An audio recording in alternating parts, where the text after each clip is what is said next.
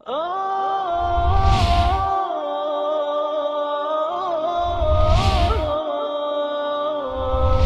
حامل القرآن.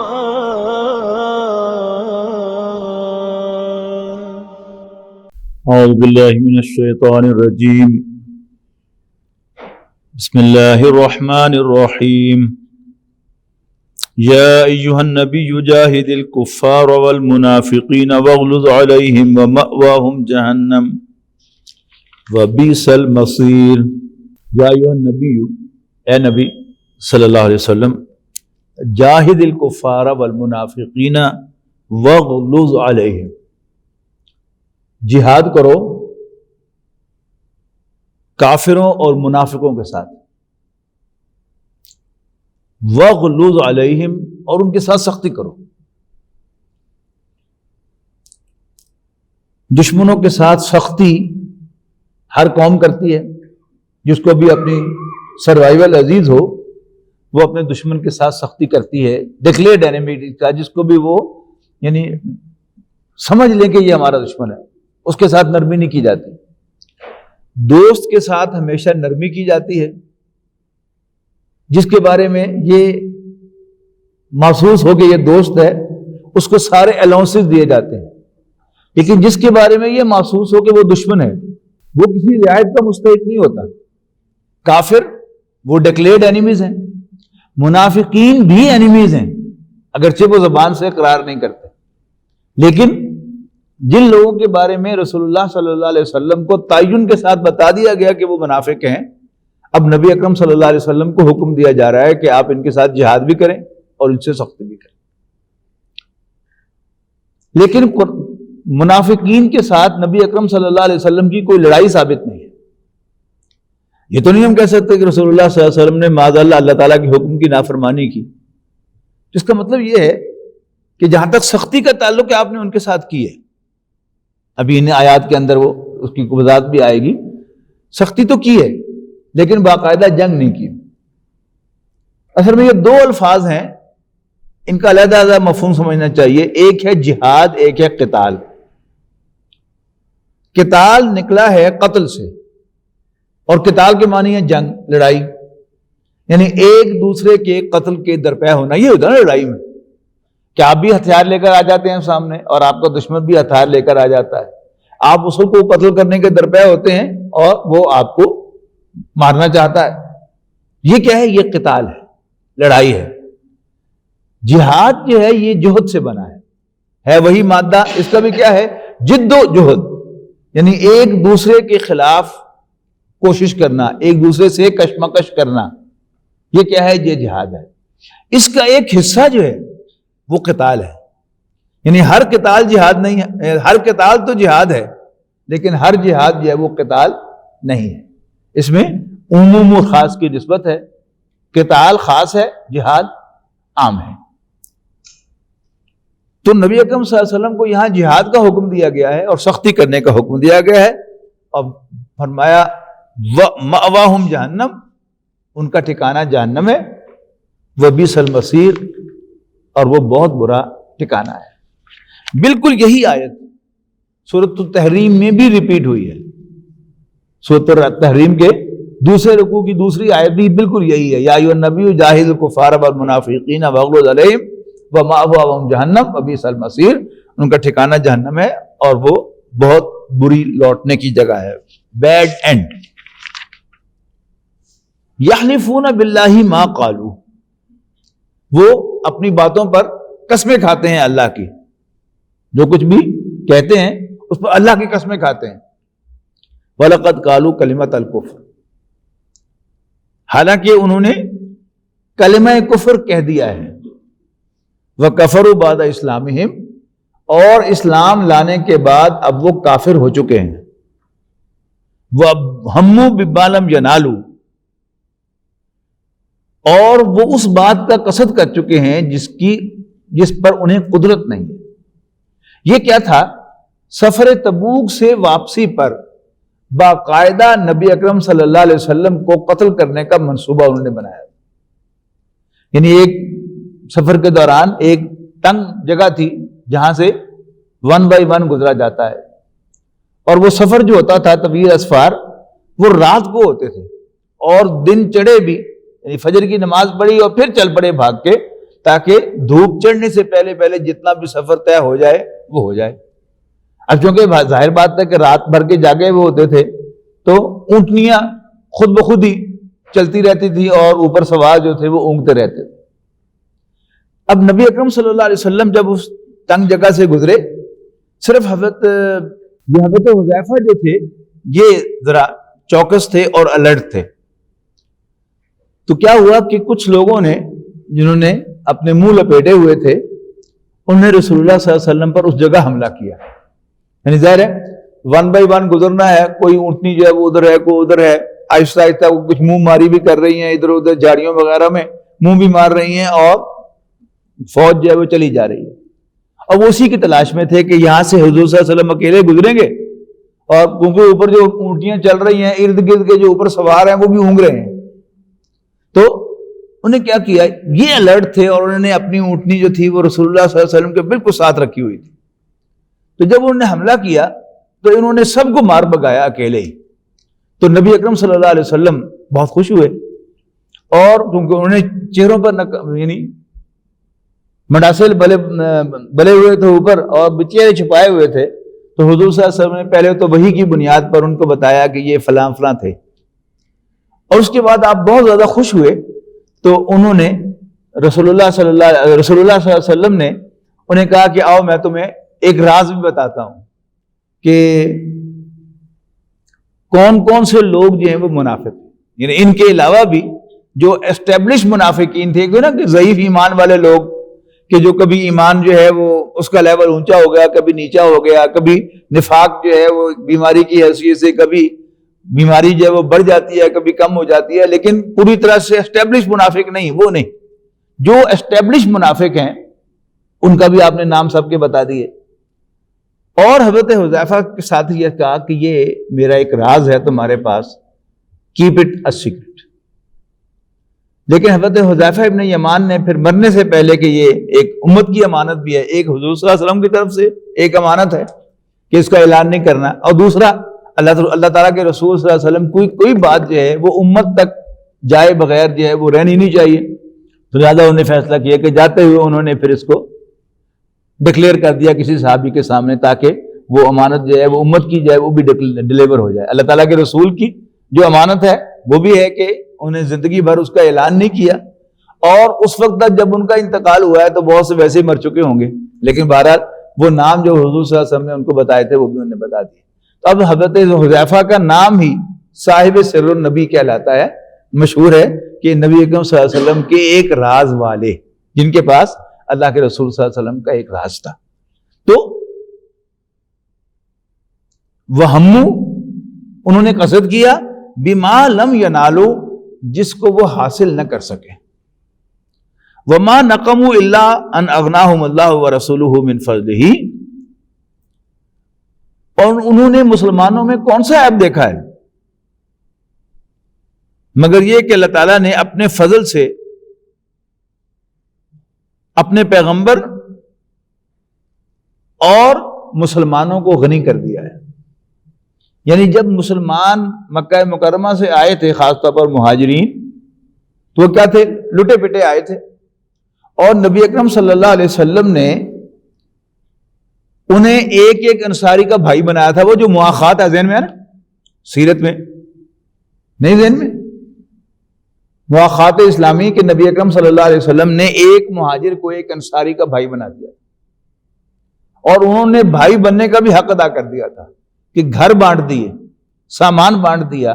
ایک صحابی نے تو یہاں تک کہا کہ بھئی دیکھو تم میرے بھائی ہو، میری 2 بیویاں ہیں، میں یہ برداشت نہیں کر سکتا کہ اللہ کے رسول نے تمہیں میرا بھائی بنایا ہے اور میں 2 بیویوں کے ساتھ زندگی بسر کروں اور تمہاری کوئی بیوی نہ ہو.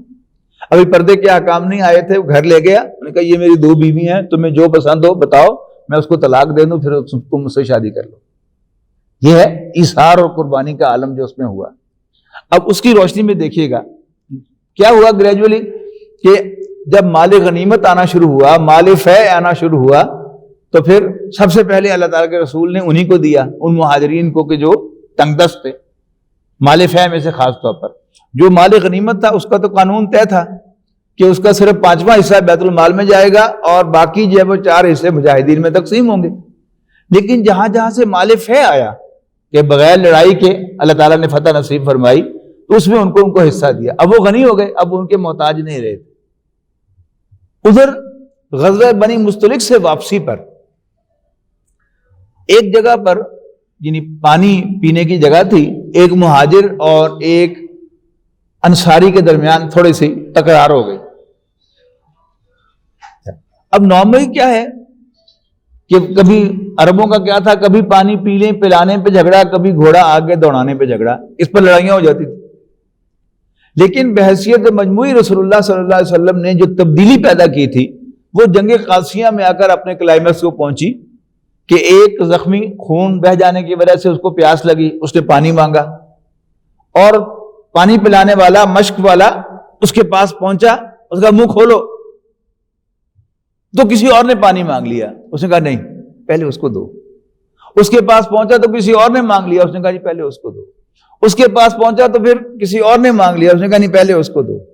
چوتھے کے پاس پہنچا تو اس کی روح پرواز کر چکی تھی, بھاگا وہ تیسرے کے پاس آیا, وہ بھی اللہ کے پاس جا چکا تھا, دوسرا اور پہلا بھی سب کے سب یہ چینج آ چکی تھی. لیکن بہرحال یعنی کبھی تھوڑا بہت جو ہے وہ بعض اوقات غلطی سے بھی سڑک پر جاتے ہوئے بھی یعنی آپ پہلے گزرنا چاہتے ہیں, کوئی آپ کی انٹینشن نہیں ہوتی کہ آپ ضرور وہاں سے گزریں گے, لیکن اگلا آدمی ایمبیرس ہوتا ہے, وہ ذرا آپ کو گھور کے دیکھ لیتا ہے. اس طرح کچھ تھوڑا سا تکرار ہو گیا پانی کے سلسلے میں. عبداللہ ابن ابی وہاں موجود تھا جو منافقوں کا سردار تھا. ہاں, تو اس نے اس انصاری صحابی جی کا ایک محاورہ سنایا اس کو عربی کا کہ سمن کلبک یا کلوک, اپنے کتے کو کھلا کر موٹا کرو یہ تمہیں کاٹے گا. یہ جو تم نے اصل میں اپنی ایکسٹینڈ کی تھی نا ہاسپٹیلٹی کہ اپنے گھر بانٹ دیے اور اپنے مال تقسیم کر دیے اور کاروبار میں شریک کر لیا, اس سے دیکھو ان کا دماغ خراب ہو گیا ہے, اب یہ تمہیں آنکھیں دکھاتے ہیں. تو لا تنفقوا علی من عند رسول اللہ, جو اللہ کے رسول کے ساتھ ہیں ان پر خرچ مت کرو حتی ینفضوا, یہاں تک کہ وہ خود ہی بھاگ جائیں. جس کا جواب اللہ تعالیٰ نے دیا نا سورہ منافقین میں, یہ الفاظ نقل کیے گئے ہیں سورہ المنافقون میں, کہ جواب دیا گیا وَلِلَّهِ خَزَائِنُ السَّمَاوَاتِ وَالْأَرْضِ, آسمانوں اور زمین کے سارے خزانے تو اللہ ہی کے ہیں, وَلَكِنَّ الْمُنَافِقِينَ لَا يَفْقَهُونَ, لیکن منافقوں کو سمجھ نہیں ہے. یہاں اس کا کیا جواب دیا گیا کہ اصل میں ان کو تکلیف صرف اس بات کی ہے کہ ان اغناہم اللہ ورسولہ, کہ اللہ اور اس کے رسول نے ان کو غنی کر دیا ہے. ان اغناہم اللہ ورسولہ, کہ اللہ اور اس کے رسول نے انہیں غنی کر دیا ہے. یعنی اصل میں تو غنی اللہ تعالیٰ نے کرتا ہے, لیکن نبی اکرم صلی اللہ علیہ وسلم نے مال فے میں سے اور جو مال غنیمت میں اس کا حصہ ہے بیت المال کا, اس میں سے ان کو دے کر انہیں غنی بنا دیا ہے. من فضلہ, اللہ تعالیٰ کے فضل میں سے. فَإِن يَتُوبُوا يَكُ خَيْرًا لَّهُمْ, اور اگر یہ توبہ کر لیں تو ان کے لیے بہتر ہے. وَإِن يَتَوَلَّوْا يُعَذِّبْهُمُ اللَّهُ عَذَابًا عَلِيمًا فِي الدُّنْيَا وَالْآخِرَةِ, اور اگر انہوں نے توبہ کرنے سے منہ پھیرا یا حق سے منہ پھیرا تو اللہ تعالیٰ انہیں دنیا اور آخرت میں دردناک عذاب سے دوچار کرے گا. وَمَا لَهُمْ فِي الْأَرْضِ مِن وَلِيٍّ وَلَا نَصِيرٍ, اور زمین پر نہ ان کا کوئی دوست ہوگا اور نہ ہی کوئی حامی اور مددگار. وَمِنْهُمْ مَنْ عَاهَدَ اللَّهَ, اور ان میں سے کچھ وہ ہیں جنہوں نے اللہ سے عہد کیا کہ اے اللہ اگر تو مجھے مال دے دے تو میں یہ کر دوں گا, اگر تو مجھے فلاں محنت دے دے تو میں یہ تیر مار دوں گا, اگر تو ایسا کر دے گی تو میں ایسا کر دوں گا. کیا کہا لَئِنْ آتَانَا مِنْ فَضْلِهِ, کہ اگر ہمیں اللہ نے اپنے فضل میں سے عطا کیا, لَنَصَّدَّقَنَّ, تو ہم لازماً اس میں سے صدقہ کریں گے. وَلَنَكُونَنَّ مِنَ الصَّالِحِينَ, اور ہم لازماً نیکوں میں شامل ہو جائیں گے. یہ کیا ہے, یہ انہوں نے برملا وعدہ کیا کہ اے اللہ اگر تو, جو نابینا تھا اس نے کہا کہ اگر تو مجھے آنکھیں دے دے تو میں اس سے یہ خدمت کروں گا دین کی, یا یہ خدمت کروں گا. جو تنگ دست تھا اس نے کہا مال دے دے تو میں صدقہ و خیرات کروں گا, وغیرہ وغیرہ. اور میں لازماً نیکوں میں شامل ہو جاؤں گا. فلما آتاہم من فضلہ بخلوا بہ، لیکن جب اللہ تعالیٰ نے انہیں اپنی مہربانی سے عطا کر دیا تو انہوں نے اس میں بخل کا مظاہرہ کیا. وتولوا وہم معرضون، اور اپنے عہد سے پھر گئے اور منہ پھیر بیٹھے. اپنے عہد سے بھی پھر گئے اور منہ پھیر بیٹھے. فعاقبہم نفاقا، تو اللہ تعالیٰ نے ان کی سزا کے طور پر ان کے دلوں میں نفاق پیدا کر دیا. یعنی منافقت بیماری ہے نا، اور ہر بیماری اللہ تعالیٰ کی طرف سے آتی ہے. اگر اللہ تعالیٰ کی مہربانی ہو تو کوئی بیماری نہیں آتی، لیکن اللہ تعالیٰ کی مہربانی نہیں ہوگی تو چھوٹی سی بات سے آپ بیمار ہو جائیں گے. نہیں، ایک ہی قسم کا ویدر ہوتا ہے، سب لوگ اس میں پھر رہے ہوتے ہیں، کسی کو ٹھنڈ لگ جاتی ہے، زکام ہو جاتا ہے، اور کسی کو نہیں ہوتا. تو نفاق بھی ایک بیماری ہے. اللہ تعالیٰ نے ان کے دلوں میں نفاق کی بیماری پیدا کر دی، اس کو جما دیا ان کے دلوں میں. الی یوم یلقونہ، یعنی نفاق بھی ایسا کہ جو کیوریبل نہ ہو، اس دن تک کے لیے نفاق اللہ نے ان کے دلوں میں پیدا کر دیا. یوم یلقونہ، جس دن وہ اس سے ملاقات کریں گے. کیوں؟ بما اخلف اللہ ما وعدوہ، اس لیے کہ انہوں نے اللہ تعالیٰ کے ساتھ جو وعدہ کیا تھا اس کی خلاف ورزی کی. وبما کانوا یکذبون، اور اس لیے کہ وہ جھوٹ بول رہے. الم یعلموا ان اللہ یعلم سرهم ونجواهم، کیا انہیں معلوم نہیں کہ اللہ تعالیٰ ان کے بھیدوں کو بھی جانتا ہے اور ان کے سیکرٹ مشوروں کو بھی جانتا ہے. وَأَنَّ اللَّهَ عَلَّامُ الْغُيُوبِ، اور اللہ تعالیٰ تو چھپی ہوئی باتوں، تمام چھپی ہوئی باتوں کا اور غیب کی باتوں کا جاننے والا ہے. الَّذِينَ يَلْمِزُونَ الْمُطَّوِّعِينَ مِنَ الْمُؤْمِنِينَ فِي الصَّدَقَاتِ. غزوہ تبوک ایک ایسا موقع تھا کہ نبی اکرم صلی اللہ علیہ وسلم نے اس موقع پر عام اپیل کی تھی چندے کی، اس لیے کہ بہت سخت مہم تھی، شدید گرمی کا موسم تھا اور بہت طویل سفر تھا. یعنی کہاں مدینہ منورہ اور کہاں سعودی عرب کی سرحد پر تبوک. پھر ہوائی جہاز بھی نہیں ہے، گاڑیاں بھی نہیں ہیں، موٹر سائیکل بھی نہیں ہے. تو جانا تو بہرحال گھوڑے پر یا اونٹ پر ہی ہے، ہاتھی بھی نہیں ہے. اور جہاں بھی فوج ڈپلوائے ہوتی ہے تو اس کا ڈیلی خرچہ ہوتا ہے. یعنی غزوہ بدر کے موقع پر 1000 مشرکین تھے، لڑنے کے لیے آئے تھے، اور ایک دن 9 اونٹ اور ایک دن 10 اونٹ ذبح ہوتے تھے 1000 کے لشکر کے لیے. تو اگر 30,000 کا لشکر ہے تو کتنے اونٹ ذبح ہونے چاہیے؟ اس کو ذہن میں رکھیں نا. تو فوج کی صرف لڑائی ہی لڑائی نہیں ہوتی، فوج کی ڈپلائمنٹ جو ہے وہ بذات خود ایک بہت بڑا ایکسپینس ہوتا ہے. اور اتنے لوگوں کو لے کے جانا، پھر وہاں پر نبی اکرم صلی اللہ علیہ وسلم نے 1 مہینے تک محاصرہ کیا. یعنی بارڈر پہ جا کے آپ نے قیام فرمایا، محاصرہ کیا تو نہیں کہنا چاہیے.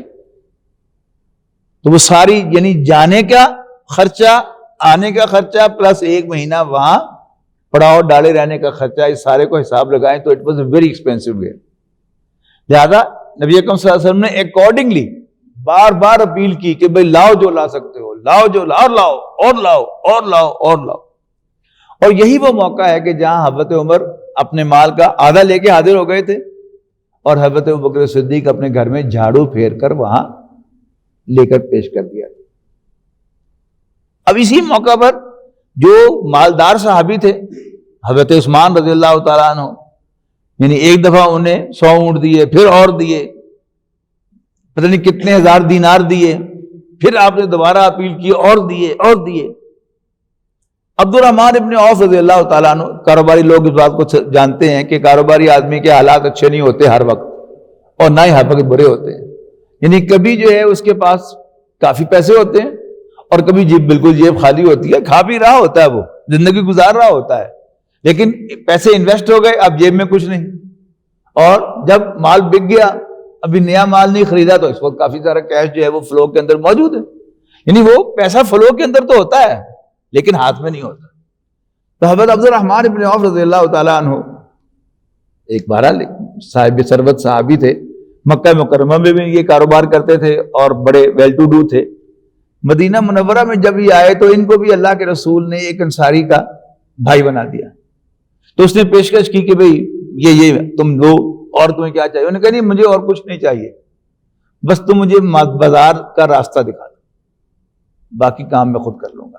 اللہ تعالیٰ نے پھر برکت ڈالی ان کے مال میں. تو غزوہ تبوک کے موقع پر ان کے پاس 8,000 درہم تھے ان کیش موجود. تو 4,000 انہوں نے گھر میں رکھ لیے اور 4,000 لے کر حضور صلی اللہ علیہ وسلم کی خدمت میں حاضر ہو گئے کہ اللہ کے رسول میرے پاس اس وقت 8,000 درہم تھے، یہ 4,000 حاضر ہے.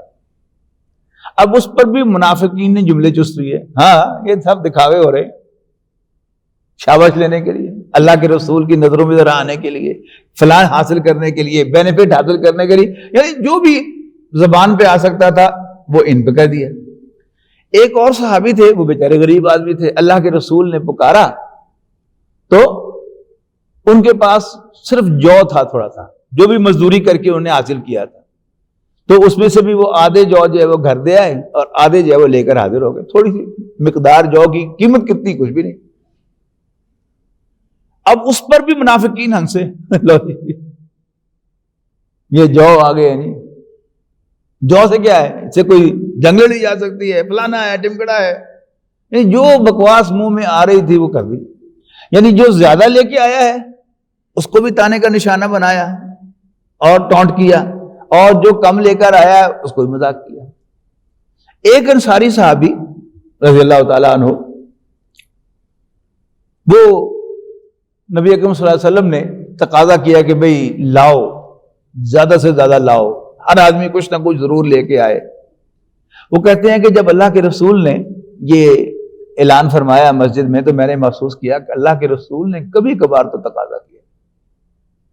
وہ ہمارے مولویوں کی طرح وہ روز تو نہیں، یعنی نماز کو ڈیلے کر دیتے تھے کہ جب تک اتنے پیسے پورے نہیں ہوں گے تو میں نماز نہیں پڑھاؤں گا. اللہ کے رسول طرح ایک مہم آئی ہے پوری ان کی زندگی میں جس کے لیے آپ نے چندے کی اپیل کی ہے اور زیادہ کی ہے. تو اس صحابی نے کہا کہ میں نے دل میں سوچا کہ اللہ کے رسول نے کبھی کبھار تو تقاضا کیا ہے، تو میں کتنا بد نصیب ہوں کہ آج میرے پاس دینے کو کچھ نہیں. لیکن خیال آیا کہ میں کچھ نہ کچھ دوں گا. تو ایک یہودی کے پاس چلے گئے، اس کا انگوروں کا کھجوروں کا باغ تھا اس کے کہا کہ بھئی مجھے پیسوں کی ضرورت ہے، کوئی کام ہے تو مجھے بتاؤ، میں مزدوری کرنا چاہتا ہوں. تو اس نے کہا چلو پانی دے دو میرے باغ کو. اب وہ نہری پانی تو نہیں تھا نا وہاں پر کہ انہوں نے صرف کئی سے جو ہے وہ ڈکا توڑنا ہے اور پانی ادھر آ جانا ہے. کنویں میں سے ساری رات ڈول بھر بھر کے پانی نکالا اور اس کے باغ کو سیراب کیا. اور صبح اس یہودی نے ایک کھجوراں کا ٹوکرا جو ہے مزدوری کے طور پر انہیں دے دی. تو اپنے گھر گئے، آدھی کھجوریں گھر دے دی اپنے بال بچوں کو، ظاہر ہے وہ بھی بیچارے بھوکے تھے، اور آدھی کھجوریں لے کر نبی اکرم صلی اللہ علیہ وسلم کی خدمت میں حاضر ہو گئے کہ اللہ کے رسول کی میری طرف سے یہی قبول کر لیں. تو رسول اللہ صلی اللہ علیہ وسلم کو وحی کے ذریعے سے خبر مل چکی ہوئی تھی کہ یہ کھجوریں کہاں سے لے کے آیا ہے. تو نبی اکرم صلی اللہ علیہ وسلم بے حد خوش ہوئے. تو آپ نے صحابہ سے فرمایا کہ یہ کھجوریں اس پورے جو مال کا ڈھیر لگا ہوا تھا مسجد نبی میں، اس کے اوپر پھیلا دو. اللہ کی نظر میں ان کھجوروں کا اجر، ان کا وزن اس پورے مال سے زیادہ ہے. اب یہ حضور صلی اللہ علیہ وسلم کا قول تھا، لیکن اللہ تعالیٰ جو ہے وہ اپنے خاص بندوں کے ایک ایک لفظ کی بھی لاج رکھتا ہے. یعنی ہم بحیثیت مسلمان یقین رکھتے ہیں کہ واقعی قیامت کے دن اس صحابی کو ان سب سے زیادہ اجر ملے گا، اس لیے کہ اللہ کے رسول نے فرما دیا. تو اللہ کے رسول کو چھوٹی ہستی تو نہیں ہے، ایک اتھارٹی ہے. اللہ تعالیٰ تو عام بندوں کے، نبی اکرم صلی اللہ علیہ وسلم کا ارشاد ہے کہ کچھ ایسے بھی لوگ ہیں، یعنی آپ صحابہ میں بیٹھے تھے تو ایک آدمی گزرا گھوڑے پر سوار. تو آپ نے پوچھا صحابہ سے کہ یہ کون ہے؟ تو لوگوں نے کہا کہ یہ تو بہت امیر آدمی ہے اور اس کے بڑے پیسے ہیں اور اس کی بڑی حیثیت ہے، کسی کے ہاں یہ شادی کا پیغام بھیجے تو لوگ اپنے لیے اعزاز سمجھیں۔ خیر تھوڑی دیر کے بعد ایک اور آدمی گزرا، آپ نے پوچھا کہ یہ کون ہے؟ انہوں نے کہا یہ تو خاص حیثیت نہیں، کسی کے ہاں شادی کا پیغام بھیجے تو کوئی اس کو رسپونڈ نہ کرے اور کوئی اس کو پوچھتا نہیں، کوئی جانتا نہیں، کوئی اس کی حیثیت نہیں، کوئی اس کی سے نہیں۔ تو رسول اللہ صلی اللہ علیہ وسلم نے فرمایا کہ اللہ کی نظر میں اس شخص کی اتنی قیمت ہے کہ اگر یہ جھوٹی قسم کھا بیٹھے غلطی سے تو اللہ تعالیٰ اس کی قسم کی لاج رکھ کر سارے کے سارے معاملے کو اس کے مطابق سیدھا کر دے۔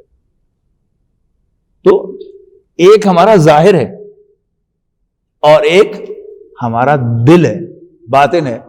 تو اللہ تعالیٰ تو ہمارے دلوں کو دیکھ رہا ہے نا، کہ کوئی شخص اللہ تعالیٰ کے ساتھ کتنا لائل ہے، تو اللہ تعالیٰ کی نظر میں تو قدر اس کے دل کی لائلٹی کے حساب سے ہے۔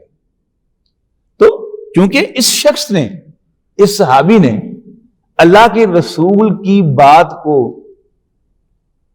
یعنی دل پہ لیا کہ کبھی کبھار تو اللہ کے رسول نے تقاضا کیا ہے، اور پھر رات بھر محنت کی اور پھر رسول اللہ صلی اللہ علیہ وسلم کی خدمت لا کر پیش کیا، تو اللہ کے رسول نے اس کی قدر افزائی کی۔ اس میں یعنی قدر افزائی اور پھر دل جوئی بھی شامل ہوتی ہے کہ کوئی آدمی جو کمزور ہے لے کے آیا ہے خلوص کے ساتھ، تو اس کا دل برا نہ ہو، وہ آکورڈ فیل نہ کرے کہ لو جی باقی تو کوئی 4000 درہم لے کے آ رہا ہے اور میں یہ کھجوریں لے کے آ رہا ہوں۔ تو یہ حضور صلی اللہ علیہ وسلم کی ایک بڑی امیزنگ شخصیت تھی کہ اپنے ساتھیوں کی دل جوئی، خیال رکھنا کہ اس سے میرے ساتھی کا دل نہ ٹوٹے، اس سے میرے ساتھی کا حوصلہ بڑھ جائے۔ یہ ساری باتیں جو ہیں آپ کو سیرت کے اندر ملیں گی۔ لیکن چونکہ ہم نے اصل میں یعنی احادیث کا چرچا ہوا، سیرت کا اتنا چرچا نہیں ہوا، یعنی یہ ساری چیزیں جو ہیں احادیث میں بھی ملیں گی آپ کو، لیکن اصل میں تو یہ سیرت کا موضوع ہے کہ نبی اکرم صلی اللہ علیہ وسلم کا اخلاق، آپ کا کردار، آپ کے یعنی آپ کیسے امیر جماعت تھے، آپ کیسے اپنے ساتھیوں کے ساتھ ڈیل کرتے تھے۔ تو یہ آپ کی دل جوئی بھی تھی، اور مجھے یقین ہے کہ اللہ کے رسول کی زبان پر یہ بات اگر آئی کہ اللہ کی نظر میں اس کی ویلیو، اس کا وزن وہ اس سارے ڈھیر سے زیادہ ہے، تو یقیناً ایسا ہی ہوگا۔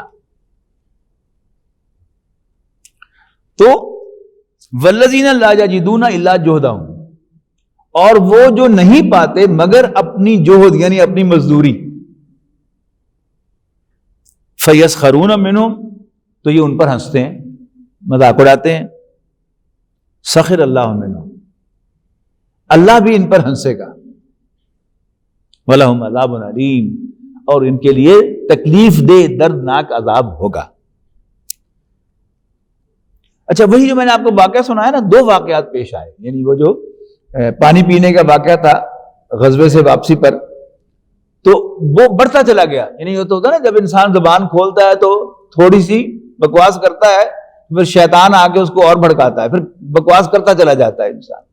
یعنی پہلے تو اس نے صرف یعنی مہاجرین کو نشانہ بنایا اور وہ جملہ کہا کہ اپنے کتے کو کھلا کے موٹا کرو، تمہیں ہی کاٹے گا، خرچ کرنا چھوڑ دو نا ذرا ان پر، خود ہی بھاگ جائیں گے نگیٹو۔ اس کے بعد مزید دلیر ہو گیا اور وہ کہنے لگا رسول اللہ صلی اللہ علیہ وسلم کو ٹارگٹ کر کے، نام نہیں لیا لیکن الفاظ کیا تھے کہ اب جب ہمارا وطن مدینے واپس جانا ہوگا، قالو یقولون، کہتے ہیں، لئن رجعنا الی المدینہ، اگر ہم واپس مدینے لوٹے، لَيُخْرِجَنَّ الْأَعَزُّ مِنْهَا الْأَذَلَّ،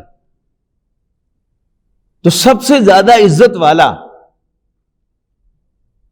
سب سے زیادہ ذلیل کو نکال باہر کرے گا۔ عبداللہ ابن ابی کا بیٹا وہ مسلمان تھا، اب وہ تلوار لے کر کھڑا ہو گیا مدینے کے دروازے پر باپ کے پہنچنے سے پہلے، اور کہا کہ اللہ کے رسول سب سے عزت والے ہیں اور تم سب سے ذلیل ہو، میں تمہیں مدینے میں داخل نہیں ہونے دوں۔ تم نے کہا تھا نا، یہ اعلان کیا تھا وہاں پر، تو بس میں کھڑا ہوں گا۔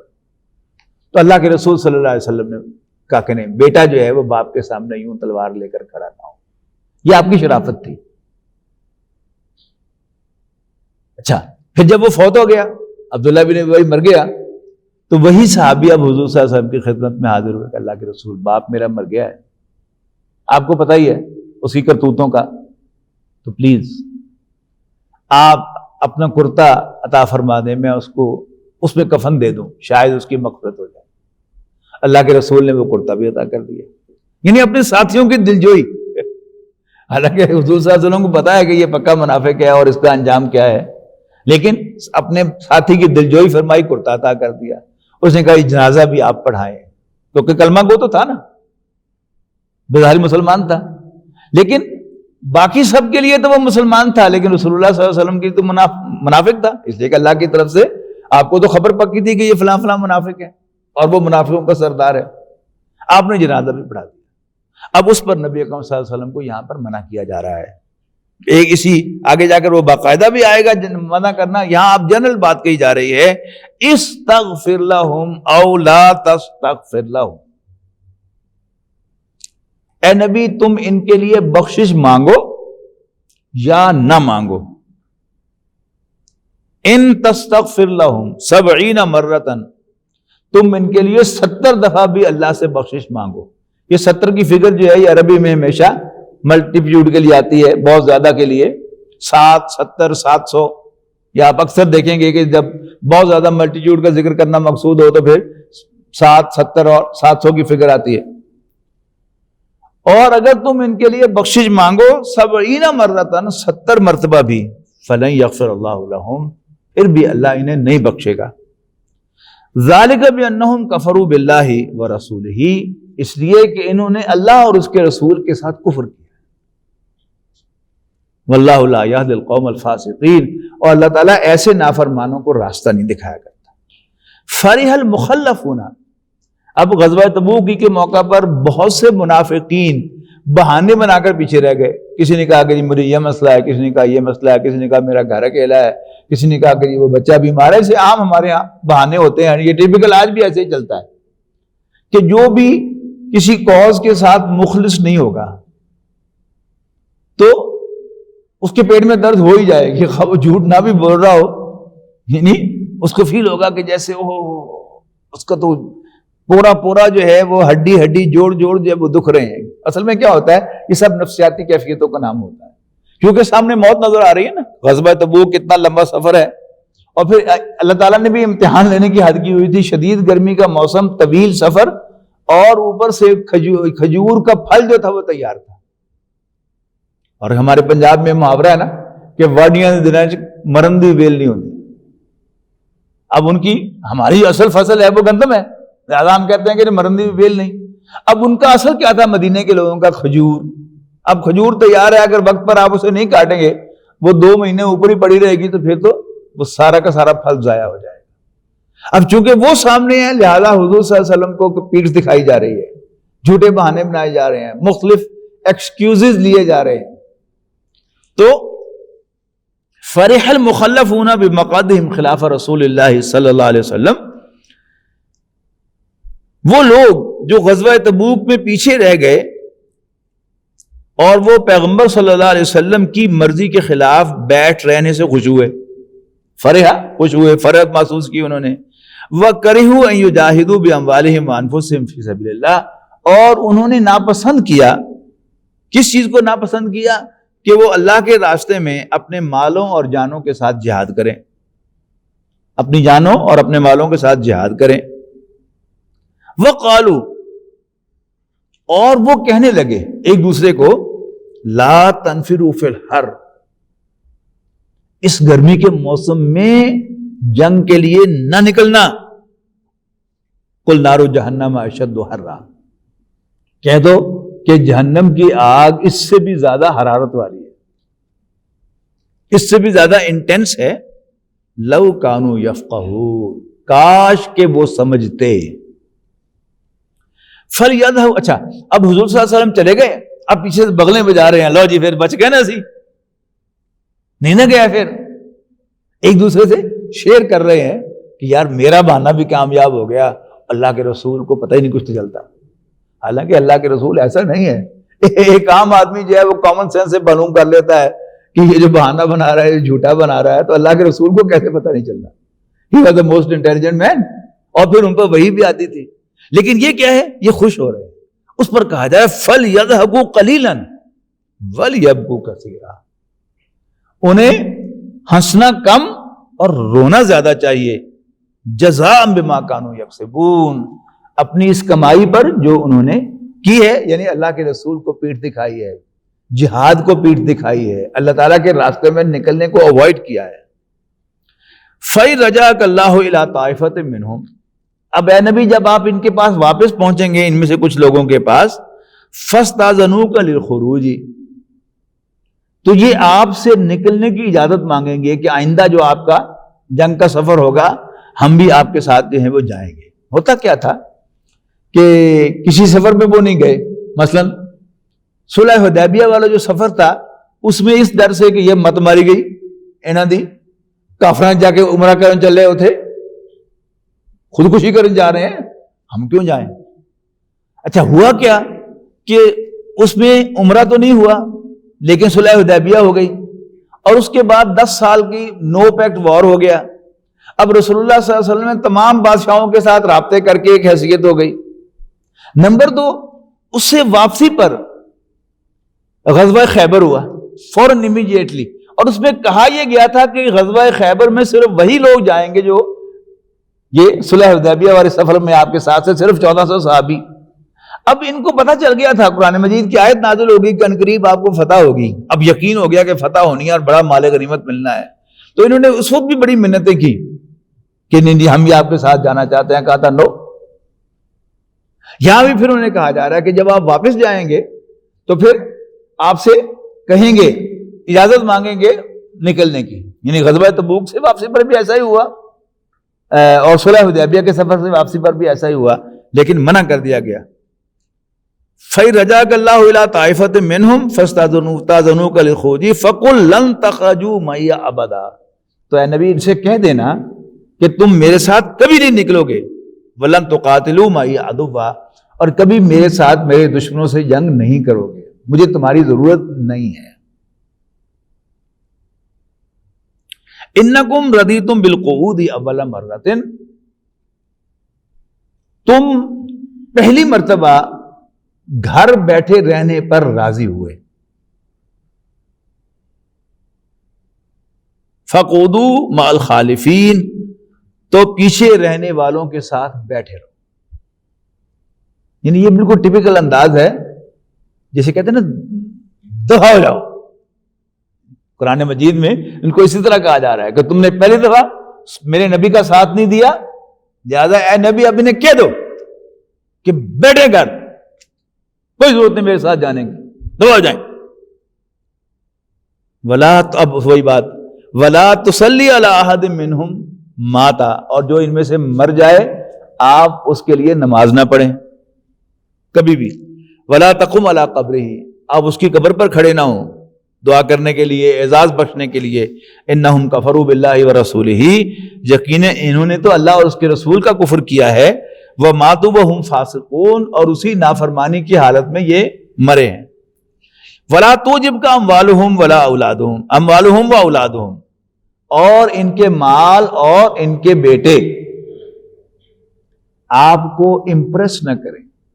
روب ہوتا ہے نا، یعنی مادی وسائل کے اعتبار سے روب کس چیز کا ہوتا ہے؟ مالدار، اس کے پاس وسائل ہیں، اور جب تک بندوق نہیں آئی تھی تو اصل طاقت کیا کون سی تھی؟ وہ مین پاور تھی.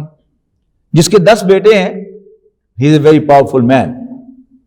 تو آپ نہ ان کے مالوں سے امپریس ہوں، نہ ان کے بیٹوں سے امپریس ہوں. انما یرید اللہ ان یعذبہم بہا فی الدنیا، اللہ تعالیٰ چاہتا ہے کہ انہیں دنیا میں بھی ان دونوں چیزوں کے ذریعے سے، یعنی مال اور اولاد کے ذریعے سے تکلیف پہنچائے، عذاب دے. وَتَزْهَقَ أَنفُسُهُمْ وَهُمْ كَافِرُونَ، اور چاہتا ہے کہ ان کی جانیں بھی اسی حالت میں نکلیں کہ یہ کافر ہوں. وَإِذَا أُنزِلَتْ سُورَةٌ، اور جب کوئی سورت نازل ہوتی ہے یہ کہتے ہوئے کہ آمنوا باللہ، کہ ایمان لاؤ اللہ پر، وجاہدوا مع رسولہ، اور اس کے پیغمبر کے ساتھ مل کر اللہ کے راستے میں جہاد کرو.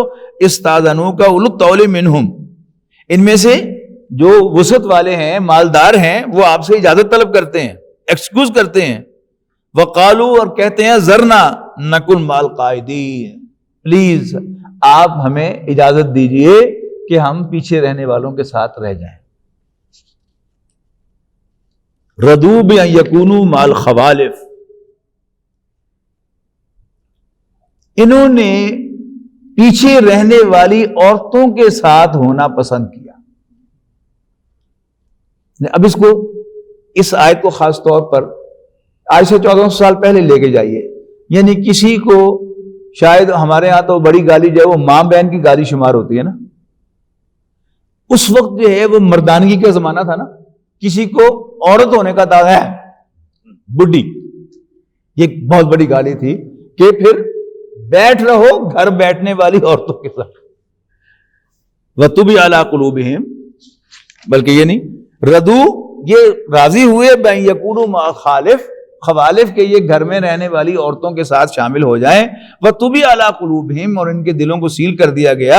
فَهُمْ لَا يَفْقَهُونَ، بس اے نبی یہ بات نہیں سمجھیں گے. لیکن الرسول والذین آمنوا معه، ہاں پیغمبر صلی اللہ علیہ وسلم اور ان کے ساتھ ایمان لانے والے، جاہدوا باموالہم وانفسہم، وہ جہاد کرتے ہیں اللہ کے راستے میں اپنی مالوں اور اپنی جانوں کے ساتھ. وَأُولَٰئِکَ لَهُمُ الْخَيْرَاتُ، اور انہی لوگوں کے لیے بھلائیاں ہیں. وَأُولَٰئِکَ هُمُ الْمُفْلِحُونَ، اور یہی فلاح پانے والے ہیں. أَعَدَّ اللَّهُ لَهُمْ جَنَّاتٍ تَجْرِي مِن تَحْتِهَا الْأَنْهَارُ، اللہ تعالیٰ نے تیار کی ہیں ان کے لیے جنتیں، باغات جن کے نیچے نہریں بہتی ہیں. خالدین فیہا، ہمیشہ ان میں رہنے کے لیے، دائمی. ذالک الفوز العظیم، یہ ہے بڑی کامیابی، عظیم کامیابی. بارک اللہ لی ولکم فی القرآن العظیم ونفعنی وإیاکم بالآیات والذکر الحکیم. بہت شکریہ.